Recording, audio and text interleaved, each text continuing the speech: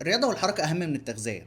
اوكي، علشان انا اتخنقت من كتر ما الناس بتتفلسف في التغذيه. اغلب فوائد التغذيه انت هتاخدها لو اكلت كالوريز اقل وزودت البروتين وزودت الالياف، شكرا. انما انك تحرك جسمك دي احسن حاجه انت ممكن تعملها لصحتك اصلا. انت ممكن تاكل اكتر دايت صحي في العالم، ولو ما اتحركتش وما حركتش جسمك وما اتمرنتش صحتك مش هتكون في الاوبتيمم بتاعها. فاسهل وافضل حاجه ممكن تعملها في الدنيا لصحتك هي انك تبدا تتحرك اكتر او تتمرن. وفي انواع التمرين، تمرين المقاومه هو اكتر حاجه ممكن تفيدك من كل التمرينات، بيزود كثافه وقوه العظم، فلما تكبر في السن وتقع ما تتكسرش بسهوله. والاوبفيوس طبعا ان هو هيزود من كتلتك وقوتك العضليه برضه، فيخليك لسه قادر تقوم لوحدك، تتحرك لوحدك، تدخل الحمام لوحدك، تنزل تشتري حاجتك لوحدك، تشيل الاكياس كلها على مره واحده في طلعه واحده على السلم، تبقى لسه قادر تلعب مع احفادك وانت عندك 70 او 80 سنه. بيحسن من صحة القلب، فما يجيلكش جلطة ولا يجيلك مشاكل في القلب بسهولة وانت عندك 40 ولا 50 سنة. لو نفسي في حاجة واحدة هي ان احنا نبطل فزلكة وفلسفة.